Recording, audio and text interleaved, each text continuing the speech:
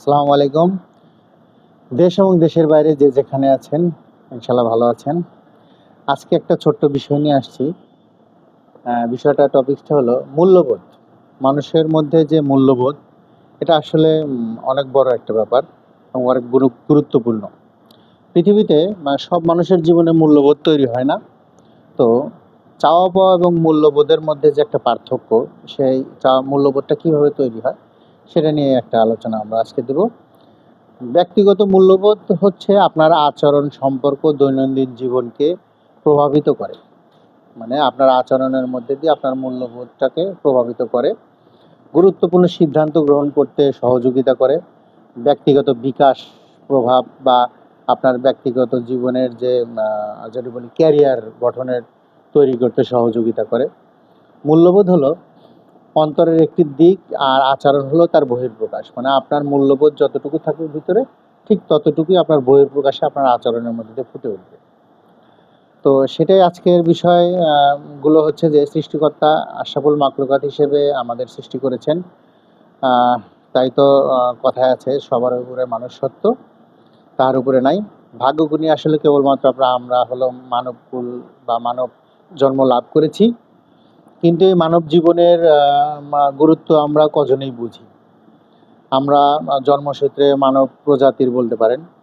তো মানুষ হওয়ার জন্য যে গুণাবলীগুলো প্রয়োজন, মান যোগ হুশ, মানে হুশ যার মধ্যে আছে সেই আমরা তাকে মানুষ বলি। যেমন ধরেন পারিপার্শ্বিক পরিবেশ, শিক্ষা প্রতিষ্ঠান, পরিবার, নৈতিকতা, মানে পরিবার, শিক্ষা, পারিপার্শ্বিকতা থেকে আমাদের হচ্ছে যে সামাজিক মূল্যবোধগুলো তৈরি হয়। এবং আপনার হচ্ছে যে নিঃস্বার্থ ভালোবাসা, সামাজিক যে কর্মকাণ্ডগুলো আছে এগুলো। আর যার জীবনের চাওয়া পাওয়া, অর্থাৎ না পাওয়ার অভাব বা বেদনা থাকে না, তার মধ্যে কখনোই মূল্যবোধ জাগ্রত হয় না। এই ধরনের এমন পরিবারের সন্তান আমাদের দেশে অসংখ্য আছে, যাদের জীবনে নাই, মানে জীবনে পাবো না এরকম কোনো ঘটনা, মানে বা শব্দ নাই বলে কোনো শব্দ থাকে না। এই ধরনের মানুষের মধ্যে কখনো মূল্যবোধ জাগ্রত হয় না, যাদের জীবনে দুঃখ, কষ্ট, না পাওয়ার আকাঙ্ক্ষা, আশা, ইচ্ছার গুরুত্ব মানে বা মূল্যায়ন দিতে পারে না বা সম্ভব হয় না। যারা এগুলো সম্বন্ধে মানে ধারণাই রাখে না যে মানুষের জীবনে কষ্ট থাকতে পারে, না পাওয়ার বেদনা থাকতে পারে, অনেক কিছু থাকতে পারে, ইচ্ছা থাকলেও সামর্থ্য নেই, এই যে অনেক কিছু থাকতে পারে। মানে এগুলো সম্বন্ধে যাদের জ্ঞানই থাকে না, তো তারা কখনো তাদের মধ্যে কখনো মূল্যবোধ তৈরি হয় না।